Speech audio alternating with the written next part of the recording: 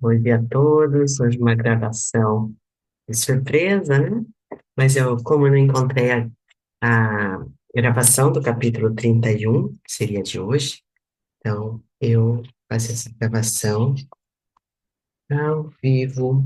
Só um minutinho, peguei o livro em espanhol, vou pegar em português, só um minuto.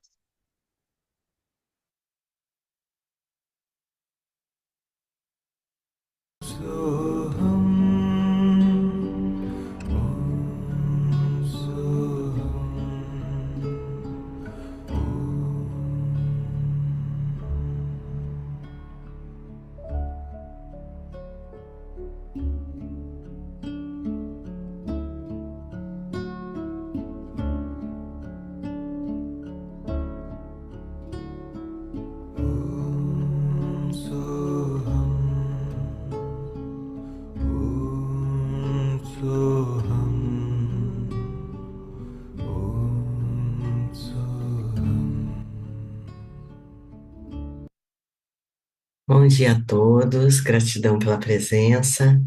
Vou iniciar a gravação de hoje, do capítulo 31 de Autobiografia de um Yogi para Mahansa Yogananda, uma entrevista com a Mãe Sagrada. Reverenda Mãe, foi batizado na infância por seu esposo profeta. Ele foi o guru de meus pais e de meu próprio guru, Sri Yukteswati. Pode conceder-me, por isso, o privilégio de ouvir alguns episódios de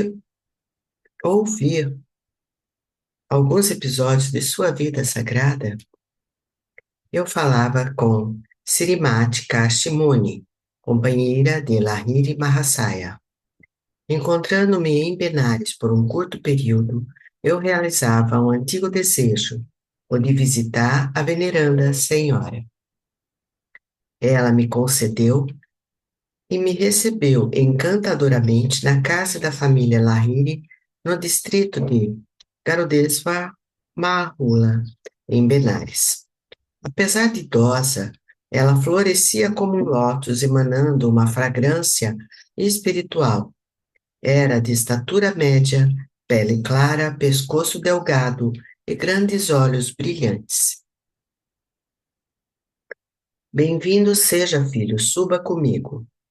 Kashimuni levou-me até o pequenino quarto, onde por algum tempo tinha vivido com seu esposo.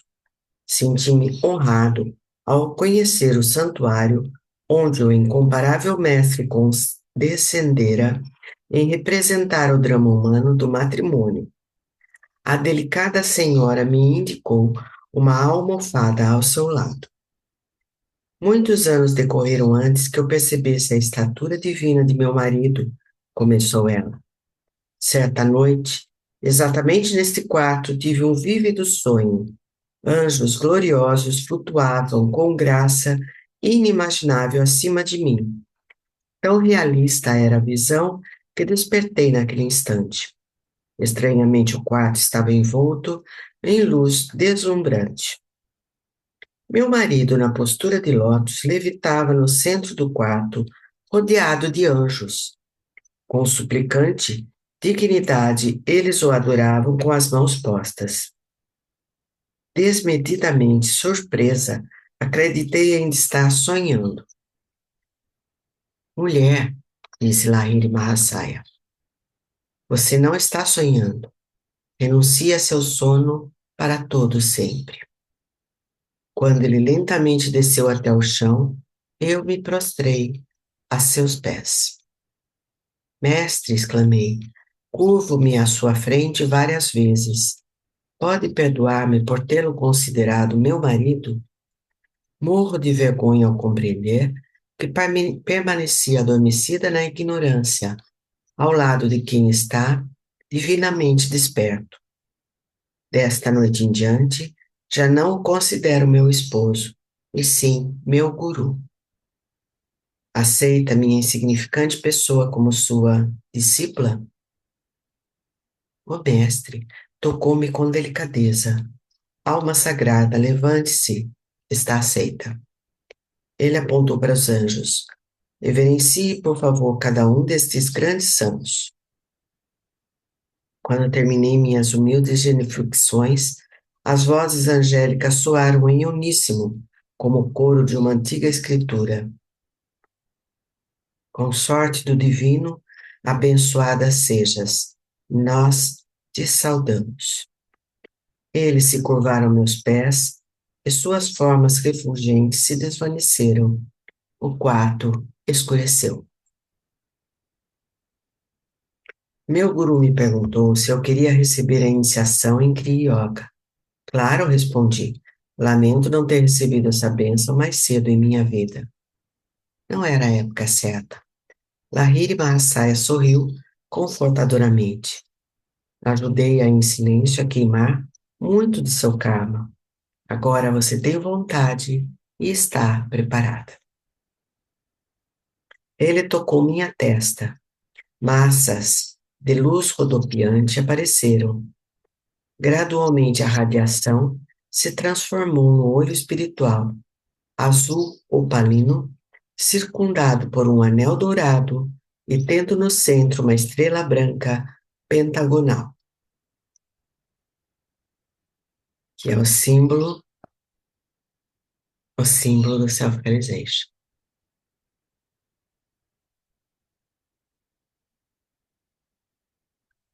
Introduza sua consciência através da estrela, no reino do infinito. A voz de meu guru vibrava em timbre novo, suave como uma música ao longe.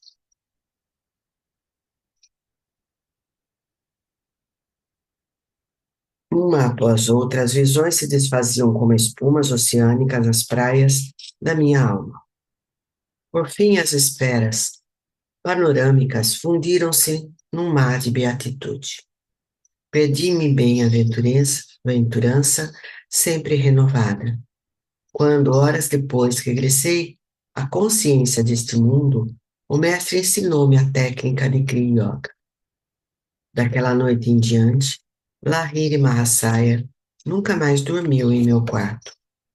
Permaneceu na sala da frente, no andar térreo, em companhia de seus discípulos dia e noite, sem jamais voltar a dormir.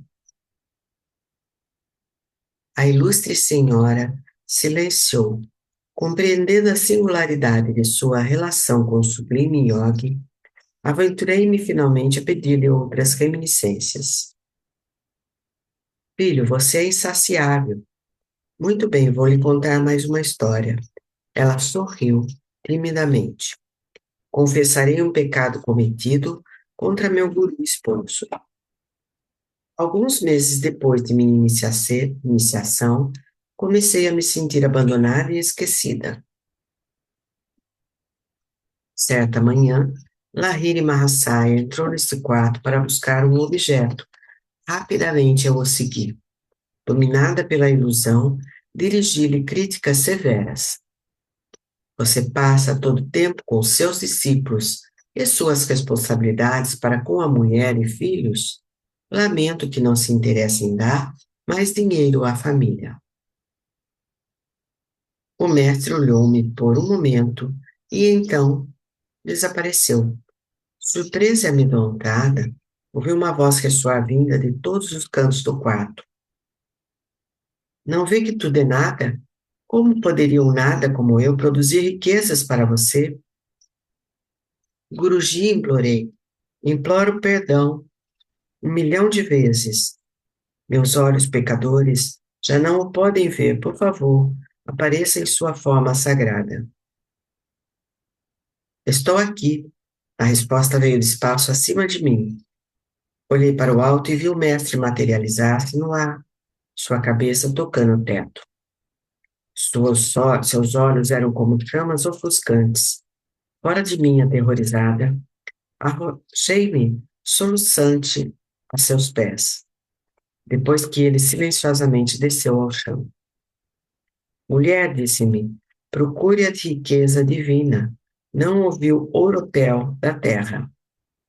Após adquirir o tesouro interior, descobrirá que as provisões exteriores sempre aparecerão. E acrescentou: um de meus filhos espirituais cuidará de garanti-las para você. As palavras de meu guru naturalmente se cumpriram. Um discípulo seu deixou uma soma considerável para nossa família. Agradeci a Kashimuni por haver partilhado comigo suas extraordinárias experiências. No dia seguinte, voltei à sua casa e desfrutei várias horas de discussão filosófica com Chingouri e Tukouri Lahiri, esses dois filhos santos do grande yogi indiano, seguiu de perto suas pegadas ideais. Ambos eram altos, robustos, de pele clara, espessa barba, voz suave e maneiras encantadoras e tradicionalistas. Sua esposa não foi a única discípula de Lahiri Mahasaya. Houve centenas de outras, inclusive minha mãe. Uma Shela pediu uma fotografia certa vez ao guru. Entregando-lhe uma, ele comentou: se você a considerar uma proteção, assim há de ser. Do contrário, será apenas um retrato. Aconteceu que alguns dias mais tarde, essa mulher e a nora de Lahiri Mahasaya estudavam o Bhagavad Gita, diante de uma mesa, atrás da qual estava pendurada a fotografia do guru. Uma tempestade elétrica se desencadeou com grande fúria. Lahiri Mahasaya protege-nos. As mulheres curvaram-se diante da foto. O raio caiu sobre o livro na mesa, mas as duas devotas ficaram ilesas. Senti como se um lençol de gelo fosse enrolado em mim para isolar-me do calor abrasador, relatou Arcello. Lahiri Mahasaya realizou 2 milagres para atender a uma discípula, a boia. Ela e o marido, um advogado de Calcutá, partiram para Benares, certo dia a fim de visitar o guru. A carruagem foi retardada pelo trânsito intenso. Eles chegaram à estação principal de Haurá, em Calcutá, apenas para ouvir o apito da partida do trem para Benares. A boia, perto do guichê de passagens, permanecia quieta. Lahiri Mahasaya, suplico-te que pares o trem, orou ela. Silenciosamente. Não posso suportar o tormento de esperar outro dia aqui sem te ver. As rodas do trem resfolegante continuavam a girar e a girar, mas não havia progresso sobre os trilhos. O maquinista e os passageiros desceram à plataforma para observar o fenômeno. O guarda-linha inglês aproximou-se de a boia e de seu marido. Contrariando todos os precedentes, o guarda ofereceu seus serviços. Babu, disse, dê-me o dinheiro. Comprarei suas passagens enquanto sobem ao trem. Assim que o casal se sentou e recebeu as passagens, o trem lentamente se pôs em marcha. Em pânico, o maquinista e os passageiros embarcaram de volta a seus lugares, sem saber por que o trem havia parado antes ou por que andava agora. Chegando à casa de Lahiri Mahasaya em Benares, a boia prostou-se diante do mestre, silenciosamente, e tentou tocar-lhe os pés. Componha-se, Aboia, comentou ele. Como você gosta de me aborrecer, como se não pudesse vir aqui no próximo trem. Aboia visitou Lahiri Mahasaya em outra ocasião memorável. Desta vez ela queria intercessão do guru, não para a viagem do trem, mas para a viagem da cegonha. Suplico sua bênção para que meu nono filho viva, disse. 8 filhos nasceram de mim, todos morreram logo após o nascimento. O mestre sorriu compadecido. A criança que você espera viverá. Por favor, siga minhas instruções cuidadosamente. O bebê, uma menina, nascerá à noite. Vigie para que a lamparina se conserve queimando até a madrugada. Não adormeça. Evite que a luz se extinga.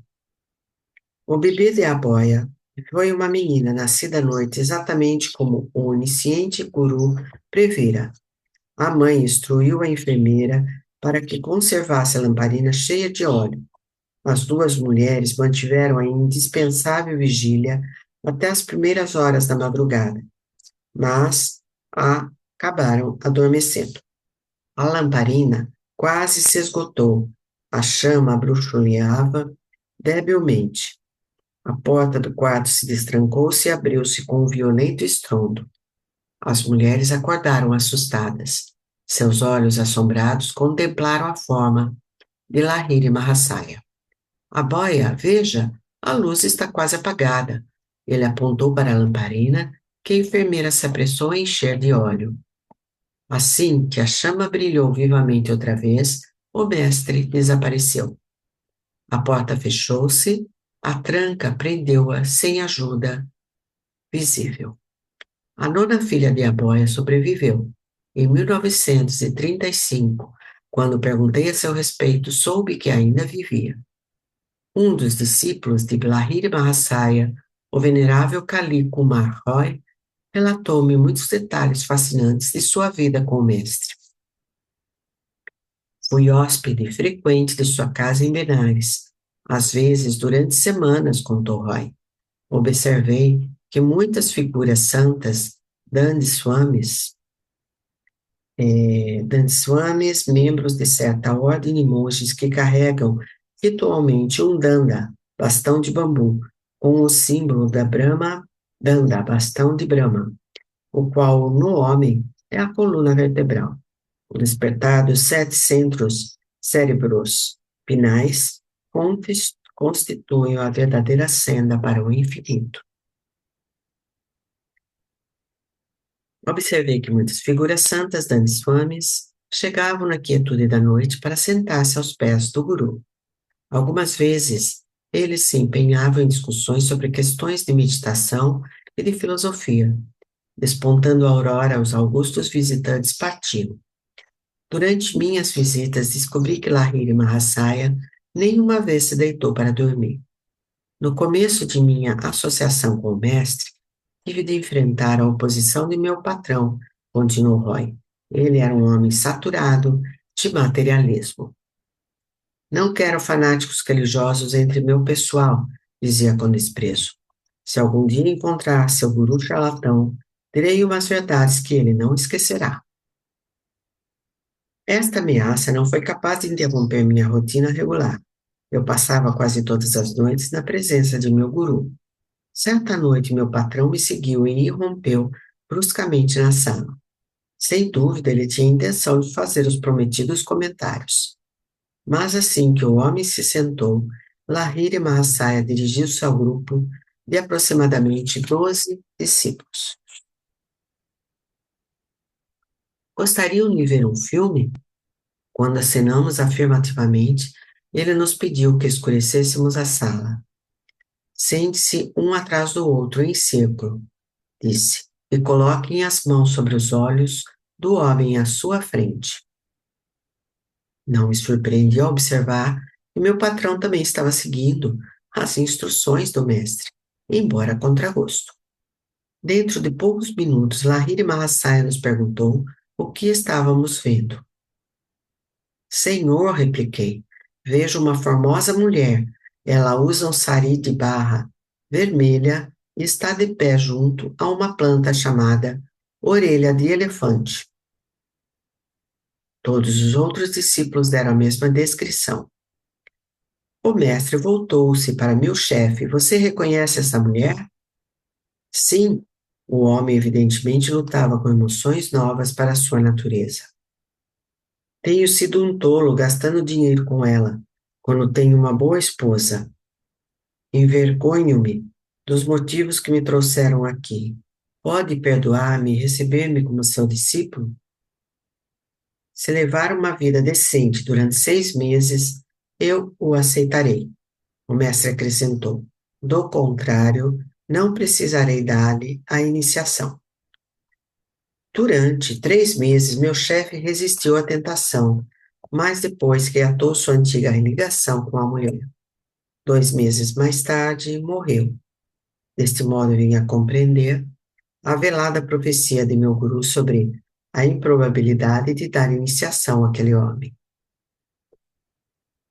Lahiri Mahasaya tinha um amigo famoso, Trailanga Swami, que diziam ter mais de 300 anos de idade.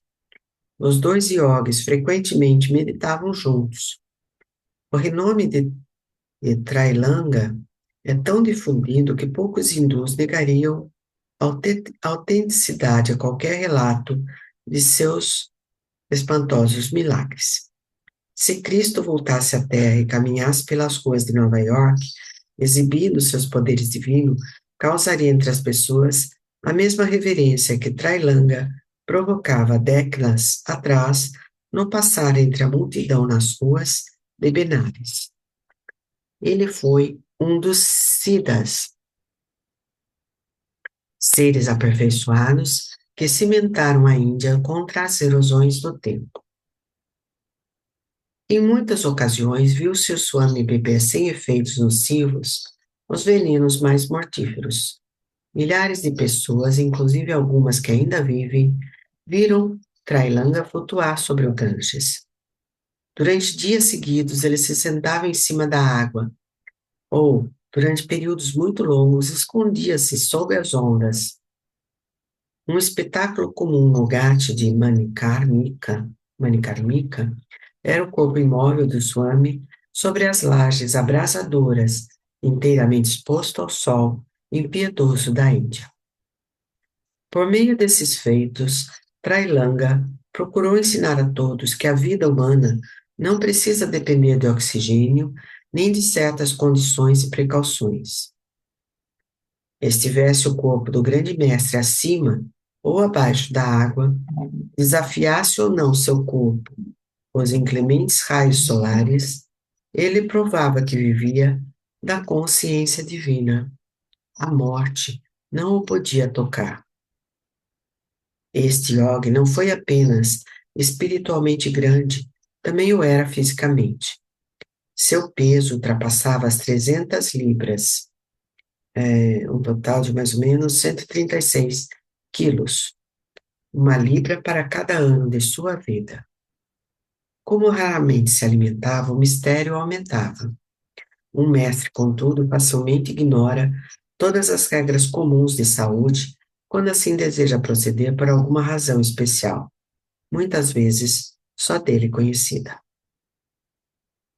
Os grandes santos que despertaram do sonho cósmico de Maia e chegaram à percepção de que este mundo é uma ideia na mente divina, podem fazer o que bem entenderem com o corpo, pois sabem que este não passa de uma forma manipulável de energia condensada ou congelada.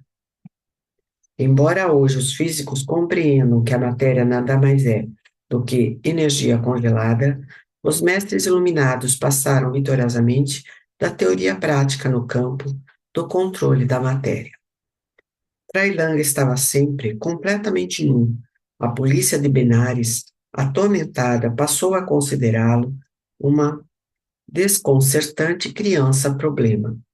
O Swami, natural como o primitivo Adão no jardim do Éden, não tinha consciência de sua nudez.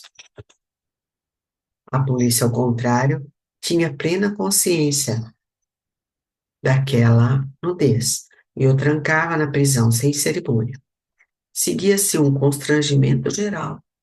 O enorme corpo de Trailândia era logo visto em sua costumeira inteireza no telhado da cadeia. Sua cela, ainda seguramente trancada, nenhuma pista oferecia quanto a seu modo de fuga. Os policiais, desanimados, cumpriam novamente seu dever. Desta vez, colocavam um guarda em frente à cela do Swan. De novo, a força curvava-se diante do direito. Logo se podia avistar o grande mestre em seu despreocupado passeio sobre o telhado. A deusa da justiça usa uma venda nos olhos. No caso de Trailanga, a polícia burlada decidiu seguir-lhe o exemplo. O grande yogi tinha por hábito manter silêncio. É uma observação, ele era um mani, um monge que observava Mauna, silêncio espiritual. A palavra sânscrita mani tem parentesco com a grega monos, sozinho, único, da qual derivam as palavras inglesas monk, monge, e monion, monismo. Apesar de seu rosto redondo e da barriga grande como um barril, Trailanga comia apenas ocasionalmente. Após semanas sem se alimentar, ele quebrava o jejum com caldeirões de leite coalhado que os devotos lhe ofereciam. Um cético, decidiu certa vez provar que Tailanga era um charlatão. Colocou em frente aos homens um grande balde com uma mistura de cal usada para branquear paredes. Mestre, disse o materialista, fingindo reverência, eu lhe trouxe um pouco de leite coalhado, beba-o, por favor. Sem hesitar, Trailanga sorveu até a última gota os litros de cal ardente. Em poucos minutos, o malfeitor caía ao solo em agonia. Salve-me, Swami, salve-me, gritava, estou queimando. Perdoe-me pela maldade com que eu submeti à prova. O grande yogi quebrou seu silêncio habitual. Você zombava, disse ele, e ao me oferecer veneno não percebeu que minha vida está unida à sua. Se não fosse o meu conhecimento de que Deus está presente em meu estômago, assim como está em cada átomo da criação, o cal teria me matado. Agora que você conhece o significado divino do bumerangue, nunca mais trapaceie os outros. Débil ainda, o pecador curado pelas palavras de Trailanga retirou-se furtivamente. A reversão da dor não resultou da vontade do mestre, sim da operação da lei, da justiça.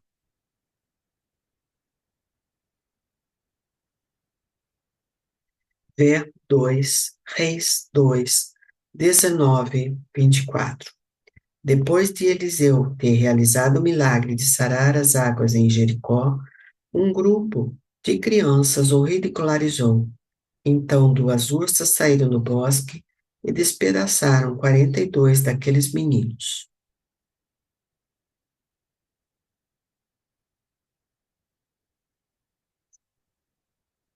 A reversão da dor não resultou da vontade do mestre, e sim da operação da lei da justiça, que sustenta até o mais longínquo corpo celeste do cosmos. Esta lei divina funciona instantaneamente para as pessoas que alcançaram a realização divina, como Trailanga. Elas aboliram para sempre todas as obstinadas concorrentes do ego. A fé nos ajustes automáticos da justiça, geralmente pagos em moeda inesperada, como no caso de Trailanga e de seu pretenso assassino, abranda nossa precipitada indignação contra a injustiça humana. Minha é a vingança, eu retribuirei, diz o Senhor. Romanos 12, 19. Que necessidade há dos míseros recursos do homem? O universo trama retribuição pontualmente. As mentes obtusas não acreditam na possibilidade da justiça divina, do amor, da onisciência, da imortalidade. Ridículas suposições das Escrituras. Homens com esta insensibilidade, reverentes perante o espetáculo cósmico, provocam em sua vida uma discordante sucessão de acontecimentos que por fim os compelirá a buscar a sabedoria. Referiu-se Jesus à onipotência da lei espiritual por ocasião de sua entrada triunfal em Jerusalém. Enquanto os discípulos e a multidão gritavam de alegria e proclamavam paz no céu e glória nas alturas, certos fariseus queixavam-se do indigno espetáculo. Mestre, protestaram, repreende os teus discípulos. Mas Jesus respondeu que, se os discípulos fossem silenciados, as próprias pedras clamarão. Lucas 19, 37, 40. Na reprimenda aos fariseus, Cristo salientava que a justiça divina não é uma abstração figurativa e que o homem da paz, mesmo que a língua lhe seja arrancada, ainda encontrará voz e defesa nas pedras fundamentais da criação, a própria ordem universal. Pensais, dizia Jesus, em silenciar os homens da paz? Então esperai sufocar a voz de Deus, cuja glória e onipresença até as pedras cantam. Exigis que os homens não celebrem juntos em honra e paz no céu? Aconselhais que se reúnam em multidões e expressem sua unidade somente em ocasiões de guerra? Então preparai-vos, ó fariseus, para subverter os alicerces do mundo, pois os homens serenos, assim como as pedras, a terra, a água, o fogo e o ar, se levantarão contra vós, para dar testemunho da harmonia divina que existe na criação. Trailanga, Niogue, semelhante a Cristo, uma vez concedeu a meu sejo mama, tio materno, uma graça. Certa manhã, Titio viu o mestre no meio da multidão de devotos no Ghat de Benares. Ele conseguiu abrir caminho e aproximou-se de Trailanga para tocar humildemente os pés do ioque e ficou assombrado ao se ver instantaneamente livre de uma dolorosa enfermidade crônica. A vida de Trailanga e de outros mestres nos lembra as palavras de Jesus, e estes sinais acompanharão aos que crerem em meu nome, a consciência crística, expulsarão demônios, falarão novas línguas, pegarão nas serpentes e se beberem alguma coisa mortífera, não lhes será dado dano algum, e porão as mãos sobre os enfermos e os curarão. Marcos 16, 17 a 18. O único discípulo vivo do grande yoga é uma mulher, Shankari Maithil, versão bengali do sufixo di, demonstra respeito. Gil, né? Gil. Di é respeito, Gil é o feminino. Filha de um discípulo de Trailanga, ela recebeu treinamento do Swami desde a primeira infância. Viveu durante 40 anos numa série de cavernas solitárias no Himalaia, perto de Badrinath, Kedarnath, Amarnath e Pasupartinath. A Brahmacharini, a seta do sexo feminino, nascida em 1826, já ultrapassou bastante a marca dos 100 anos. Entretanto, não aparenta velhice, conservando o cabelo negro, dentes brilhantes e uma energia admirável. Ela sai de sua reclusão periodicamente para comparecer aos melas ou feiras religiosas. Esta santa mulher visitava Lahiri Mahasaya com frequência. Ela contou que um dia na zona de Barripur, perto de Calcutá, enquanto estava sentada ao lado de Lahiri Mahasaya, o grande Guru Babaji entrou silenciosamente na sala e conversou com ambos. O mestre mortal usava uma tanga molhada, recorda ela, como se tivesse acabado de dar um mergulho no rio. Ele me abençoou com alguns conselhos espirituais. Trailanga, em certa ocasião, em Benares, abandonou o silêncio costumeiro para render pública homenagem a Lahiri Mahasaya. Um dos discípulos de Trailanga objetou: Por que um Swami, um renunciante como o senhor, mostra tanto respeito a um chefe de família? Meu filho, replicou Trailanga, Lahiri Mahasaya é como um gatinho divino, que fica onde a mãe cósmica o coloca. Enquanto representa o papel e cumpre os deveres de um homem do mundo, ele recebeu a perfeita autorrealização que eu busquei pela renúncia de tudo, até de minha tanga. Tem uma foto da mulher yogi Shankari Mayur, a única discípula viva de Trailanga Swami.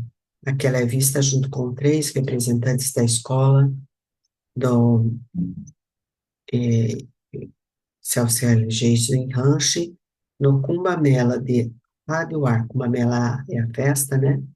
De Kundawar, em 1938. A Yogini tinha, então, 112 anos de idade. No meio.